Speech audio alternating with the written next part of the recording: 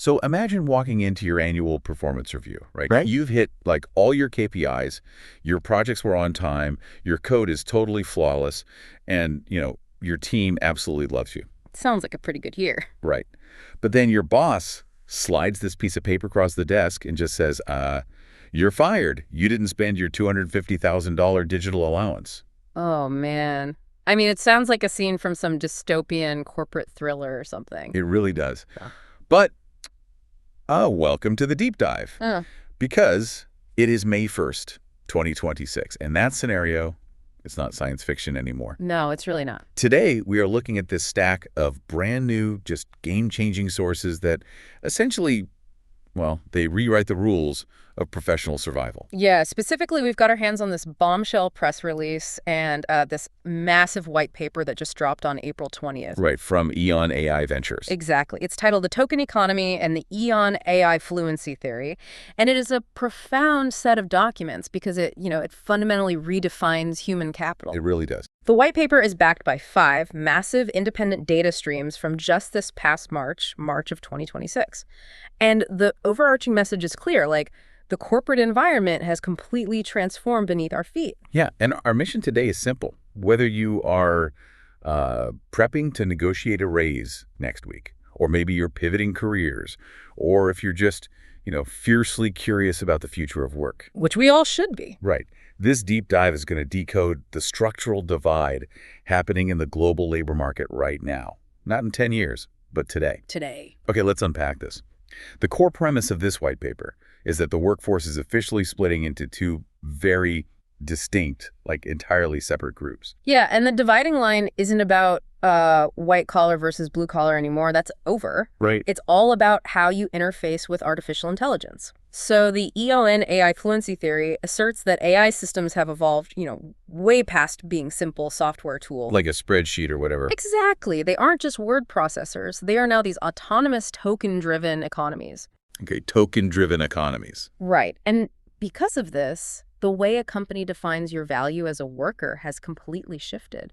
Value is no longer just about what you can generate with your own 2 hands or your own single brain in an 8-hour day. Yeah. It's about how effectively you can leverage AI to multiply that value. So we aren't just talking about, workers who use AI versus workers who don't. No, not at all. We're talking about a complete reimagining of the actual job description. Exactly. So on one side of this new divide, you have what the white paper calls the builders. The builders. Right. These are the people who use AI to orchestrate and scale their output exponentially. And then on the other side, you have the individuals whose roles basically consist of the very tasks that these intelligent systems are automating right now. Wow. So the modern workforce is fracturing into the orchestrator and the automated. That's the divide. It sounds like the leap from being a bricklayer to becoming a general contractor who manages a fleet of 3D printing robots. Oh, that's a great way to put it. Right, because if you are the bricklayer, your value is tied to your physical stamina. How fast you can spread the mortar, place the brick, scrape the excess. Right, it's manual. But if you are the contractor, you aren't laying the bricks anymore. You're orchestrating the build. The heavy lifting is handled by the machine. So your value is knowing where the wall goes, managing the budget, making sure the robots don't build themselves into a corner. What's fascinating here is how Dan Lajerskar, the founder of EON Reality, frames this exact shift in the sources. What does he say? He explicitly states that AI fluency is no longer just a good-to-have skill on a resume. Right. He says it is, quote, the price of admission for the modern workforce. The price of admission. Meaning, if you can't manage those robots, you aren't even allowed on the construction site to begin with. Exactly. You are structurally locked out of the value chain. Wow. You can't just be the world's best bricklayer anymore. If you don't speak the language of the systems doing the heavy lifting, you don't fit into the new corporate architecture. Because humans are just too slow to execute on these massive scales manually. And companies are entirely blowing up their org charts to force this issue. Oh, they are. Here's where it gets really interesting, though. Because the white paper doesn't just, stay in the realm of theory. It provides hard evidence. Right, real numbers. Real numbers showing how the world's biggest tech companies are already strictly enforcing this token economy. Let's talk about the NVIDIA standard. Yeah, the statistics from Jensen Huang, the CEO of NVIDIA at their GTC 2026 conference, They're staggering. They really are. They completely redefine compensation. So Huang laid out a plan to pay engineers in what are essentially token budgets. Okay. And he projected that these token budgets would be worth approximately half of a human engineer's base salary. Wait, I have to stop you there because this sounds insane. I know it does. If I'm a senior software engineer, my job is to write brilliant, optimized code, right? Why is the CEO of NVIDIA treating me like I'm a server manager? Let's break this down. Like, what actually is a compute token in this context? Are we treating tokens like a required company credit card now? Kind of, yeah. Like, hey, you didn't spend your expense account taking clients out to dinner, so you're fired. Okay, let's do a quick translation. Because when Huang says token, he doesn't mean cryptocurrency. Right. Think of a token as a unit of artificial intelligence processing power. It's like gallons of gas for a fleet of digital delivery trucks. Gallons gas, okay. Yeah. Compute tokens are the fuel that allows AI agents to do work. So if you're an engineer and you aren't consuming tokens, it means your digital trucks are parked in the garage. Oh. You are doing all the deliveries manually on a bicycle. You're laying the bricks by hand. Precisely. And a human laying bricks by hand is slow, it's error-prone, and it's incredibly expensive compared to the machine. Yeah. NVIDIA's projected workforce ratio explains this dynamic perfectly, actually. They project a future workforce of 75,000 human employees working alongside 7.5 million AI agents. Oh, wait. That is a 100-to-1 ratio. Yep. 100 digital workers for every single human being in the building. Exactly. So go back to Huang's quote. Okay. He explicitly stated that if a $500,000 engineer did not consume at least $250,000 worth of compute tokens, he would be, quote, deeply alarmed. Deeply alarmed. Right, because if you aren't spending your token budget, your 100 digital direct reports are just sitting idle while you try to code a single feature by yourself. Oh, wow. You're bottlenecking the entire company's output because you refuse to be a manager of digital labor. I can just imagine the panic of like a veteran programmer who still insists on hand typing everything in a dark room, suddenly realizing his digital intern is supposed to do 75% of his job. Oh, absolutely. Which honestly leads perfectly into that leaked memo from Meta that the white paper highlights. Because Meta is taking this concept and just tearing up their entire organizational chart to enforce it. Yeah, that leaked Meta memo regarding their Reality Labs engineering division, it's a perfect case study of the token economy in action. It's wild. The traditional corporate hierarchy we all know, juniors reporting to seniors, reporting to directors. All of that is gone. Gone. They are entirely restructuring the division into what they call AI builder pods. And every employee now holds one of only 3 titles. You're either an AI builder, an AI pod lead, or an AI org lead. Right. That is wildly flat for a company of that size. It's flat because the execution part is automated, but the truly radical part is the strict quota tied directly to performance reviews and promotions. Yeah, tell them about the quota. So an internal document mandates that 65% of Meta's engineers must use AI to generate 75% or more of their committed code. Wait, so they are mandating that a human can only write 25% of the code themselves? Basically, yeah. If you show up and write 100% of your own code, you fail your performance review. You actively fail. To ensure these AI builder pods have the raw power to generate that 75% quota, Meta has committed $135 billion to AI infrastructure in 2026 alone. $135 billion. Billion with a B. That is money spent on those gallons of gas we talked about. Oh. So if you're at Meta and you insist on hand coding everything, you are actively working against a massive corporate mandate. Okay, so what does this all mean for you, the listener? Right. We see how NVIDIA and Meta operate at the bleeding edge, but how does this trickle down to your resume, your salary, and ultimately your job security? Well, it creates what the sources call a compounding gap in the labor market. It's compounding gap. Yeah. The white paper points to the Anthropic Economic Index, which analyzed over 1 million real workplace conversations between humans and AI. 1 million conversations. Yeah, huge sample size.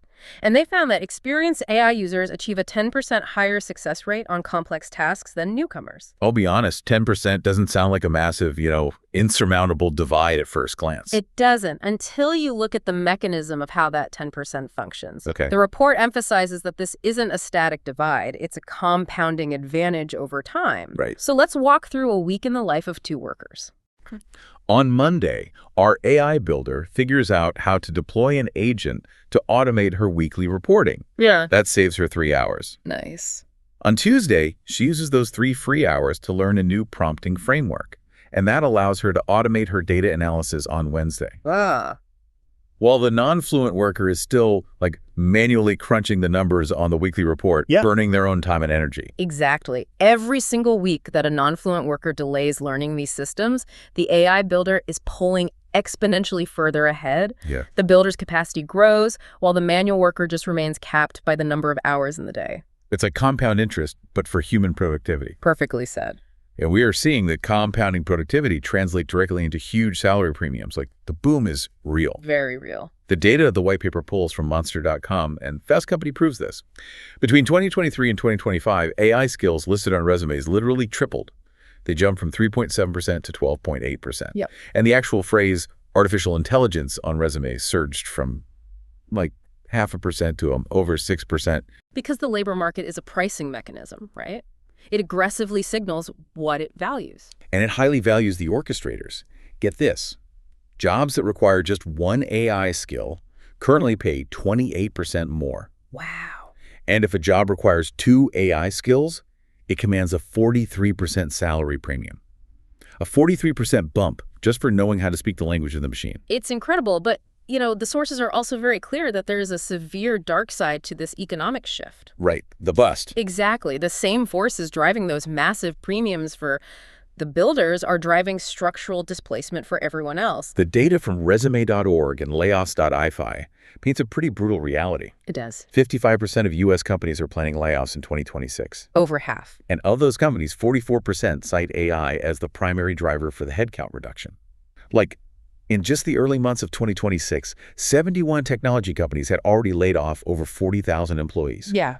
And the group facing the greatest displacement risk, entry-level roles. Which sadly makes logical sense within the token economy. How so? Well, entry-level roles are traditionally composed of routine, well-defined, easily measurable tasks, right? Sure. That is exactly the type of work that an AI agent excels at automating for a fraction of the cost. But this brings up a massive flashing red warning light for me. What's that? If the bottom rung of the corporate ladder is being systematically sawed off by AI agents, how does anyone actually enter the workforce to become an AI builder in the first place? That is the question. If you can't get that junior analyst job to learn the ropes of the industry, how do you ever get to the point where you're the senior orchestrator managing the systems? If we connect this to the bigger picture, you've just identified the central crisis of 2026. Yeah. The labor market has rapidly priced in AI fluency. Companies are demanding it, and like you said, they're paying 43% premiums for it. Right. But they are demanding it before our traditional educational institutions have even figured out how to teach it. Oh. There's a dangerous vacuum. The historical apprenticeship model of the corporate world, where you do grunt work for 2 years while watching the seniors and absorbing knowledge. is dead. It's just dead. Because the algorithms are doing the grunt work now. Exactly. Which means individuals have to cross that chasm themselves. They can't rely on getting hired and just learning on the job anymore. No, they can't. And the white paper from EON pitches their own platform, the AI Fluency segment, also known as Segment 18, as a potential institutional solution to this exact vacuum. Yeah, the sources detail Segment 18 as this immersive curriculum designed to move learners from being passive consumers of technology to verified, highly paid AI builders. Okay. And it does this by breaking the transition down into distinct, manageable phases. Right. They deploy this through the EON Global Virtual Campus, and it's a massive undertaking. We're talking 100 courses broken down into 5 distinct levels. 5 levels, yeah. Let's put a narrative to this rather than just listing off a syllabus. I like that. Imagine a mid-level marketing manager trying to survive this shift. Mm. How does this curriculum actually change their day-to-day workflow? Okay, so the white paper outlines an evolution starting with Group A, which is AI awareness. Awareness, got it. This is the absolute baseline foundation.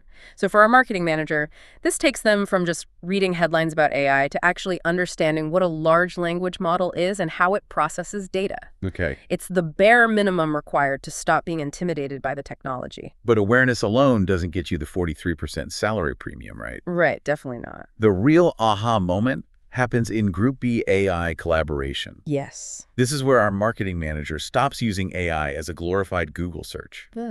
They learn to use the AI as a genuine thought partner. Exactly. Instead of just telling an AI to write a marketing email, they set up a localized agent to stress test their entire campaign strategy against competitor data.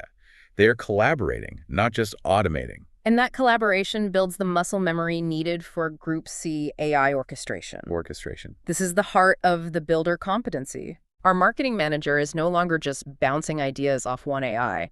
They are managing multiple AI agents, deploying token budgets, and orchestrating multi-step workflows. Oh, wow. They are telling Agent 1 to pull the market data, Agent 2 to draft the copy, and Agent 3 to critique Agent 2's work. They have transitioned from the bricklayer to the general contractor. I love that. And then we reach the management and macro layers. Group D is AI leadership. Think back to Meta's AI builder pods we talked about. Right. This level focuses on how to design those AI native teams. Like, how does our marketing manager structure a department where 3 humans and 30 digital workers are seamlessly integrated? That's a complex skill. Very. And finally, Group E is AI architecture, which tackles institutional scale. How do you integrate these models across an entire global enterprise securely? And how do you measure the return on investment for all those compute tokens? And to actually teach these complex dynamics, the platform relies heavily on experiential learning. That's the part that stands out to me the most, actually. Yeah. The white paper describes a platform like an immersive flight simulator for your career. That's a good analogy. They use extended reality, or XR, simulation environments. You aren't just sitting there clicking through multiple choice questions on a web browser. No, you're in it. You are practicing in multi-avatar soft skills simulations. And the mechanism driving this is what they call the Brainy Socratic AI Tutor 2.0. The architecture of that tutor is critical to the learning model. It really is. The document notes it has persistent memory and emotional intelligence. Which is huge. Right. Imagine struggling with a complex coding concept on a Monday. When you log back in on Wednesday, the AI tutor remembers your specific frustration, adapts its teaching style to your mood, and approaches the problem from a totally different angle. It's a highly personalized training ground that adapts to the human, not the other way around. Exactly. And importantly, EON attempts to close the loop between education and employment here. Oh, yeah. The EON on Career Compass. Right.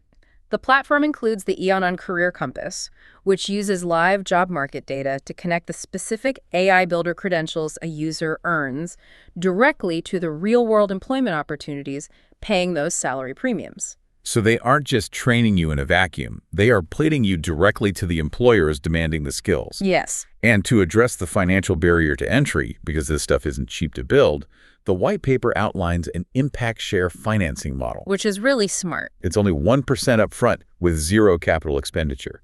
It's an attempt to ensure that becoming an AI builder isn't restricted exclusively to those who already have deep pockets. Mats Johansson, the president of EON Reality, summarizes the macro stakes of this entire transition perfectly in the white paper, actually. What does he say? He states that any institution, whether it's a university, a Fortune 500 enterprise, or a government body that does not have a structured AI builder program in place by 2027. Which is next year. Right. By 2027, they will find themselves in the exact same position as an organization that refused to install internet access in 2002. Oh, man. That is a chilling comparison to try and visualize. It really is. Like, imagine trying to run a competitive global supply chain in 2002, using only fax machines, physical mail, and filing cabinets, while your competitors are using email and e-commerce. You'd be crushed. You wouldn't just be a little bit slower. You would be fundamentally incompatible with the modern economy. Like, your business wouldn't even be able to talk to their business. Exactly. And the window to act proactively, to be the visionary adopting the internet in 1998, rather than the panicked CEO scrambling to catch up in 2002, that window is open right now. So what does this all mean? Let's bring it back to the core mission of this deep dive. Yeah, let's summarize. The token economy is not some sci-fi prediction for the 2030s. Yeah. As of spring 2026, it is the active operating system of the global workforce. It's already here. The lines have firmly been drawn. You're either orchestrating digital workers, strategically managing token budgets, and compounding your value as an AI builder. All right. Or you are trying to compete manually against systems that don't sleep, don't fatigue, and are getting exponentially faster every single week. This raises an important, perhaps even philosophical question, honestly, and it's something I want to leave you with as we close out. Okay, lay it on us. If the ultimate goal of an AI builder is to reach that NVIDIA standard to eventually orchestrate 100 AI agents who can flawlessly execute tasks, write software, and optimize their own token budgets. Right. What happens when those 100 agents become perfectly fluent in orchestrating each other? Oh. In a fully realized token economy, where the machines are expertly managing the machines, what is the uniquely human trait that keeps the builder from eventually automating themselves right out of the building? That is the existential puzzle we are all going to have to solve over the next few years. Absolutely. Thank you for joining us on this deep dive into the token economy and the EON AI fluency theory. Keep questioning the systems around you, keep pushing yourself to learn the underlying mechanics of your industry, and whatever you do, make sure you spend your token budget. We'll see you next time.